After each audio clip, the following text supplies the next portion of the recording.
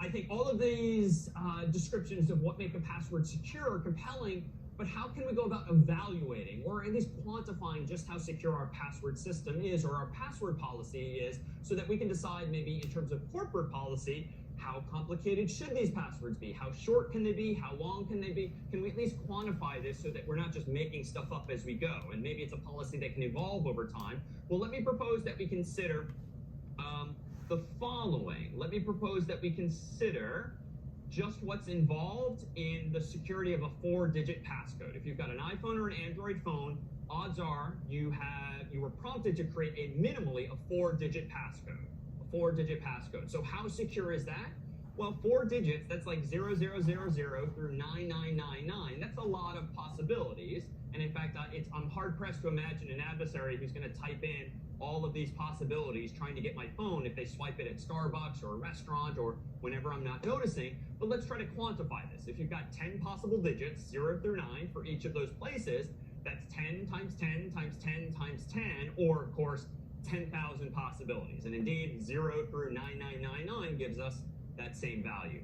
Well, that's a long time to type in all of these values manually. But what if our adversary knows a bit of Python programming or any language, and they have a USB cable or a lightning cable on them, such that maybe they don't have to manually type all these in? Maybe they can connect a cable to the phone that they've stolen. Heck, maybe I'm over there in the restroom, so they only have a few seconds, but like in the movies, that might be enough time to get into my phone. Well, let's see if we can't whip up some code that does this, just like in the movies. I'm going to go ahead and open up here a file called crack.py that I wrote in advance, and it's only 4 lines. And you haven't necessarily seen all of these libraries before, but I'll walk us through each. On the very top line, we have from string import digits. This is kind of a silly but a helpful way of just giving myself access to the numbers 0 through 9 without manually typing all 10 digits out. We'll see why this is compelling in just a moment. The second line, import product. Product is a cross product function that's going to allow me to take all 10 of these digits and just get the cross product of them again and again and again, so I can try all possible permutations thereof. And then lastly, this for loop is going to say the following. For each passcode in the cross product of these 10 digits, repeated 4 times, just print them out. So I'm stopping short of hacking into someone's actual phone. Let's just pretend that I'm going to print to the screen all possible passcodes that the USB cable or lightning cable would just be sending to the phone that's been stolen while someone's, off screen in the movie. All right, well, let me go ahead and run this. Python of crack.py. I'm not using CS50 Sandbox. I'm just using my own Mac for this, but that's fine. And let's see how long it takes to try 10,000 possible passcodes. Go. Done. Okay, it was that fast to try 0000 through 9999. You didn't even see them most likely on the screen because they flew by that fast. But indeed, if I scroll up, you'll see that we indeed churned through 0000 through 9999 in the blink of an eye.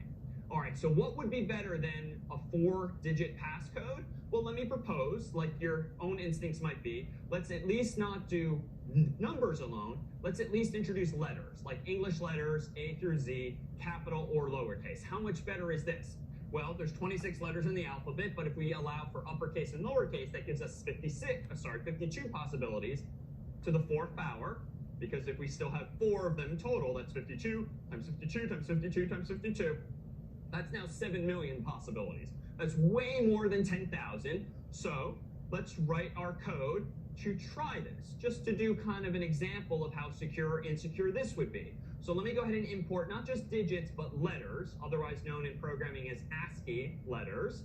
And then I'm going to go ahead and combine these ASCII letters plus the digits. This is going to combine or concatenate these 2 lists of values.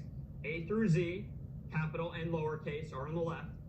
0 through 9 are in my digits on the right. So this is going to combine all, sorry, I didn't mean to do this. I wanted to do just ASCII letters. Let me not combine them yet. So now I'm doing 52 possibilities 4 times over. We'll combine them in just a bit. Let me go ahead and run Python of crack.py, trying all 7 million possibilities now, hitting enter. Okay, it's not quite as fast as before. Now the adversary, if this were a movie, they're going to be looking up, waiting for me to come back into the room lest they get caught. It's taking a while, but if I stall just long enough, pointing out that we're now at T, U, V, W, X, Y, Z, that wasn't very long at all, less than a minute still. So the hacker might still get into the phone.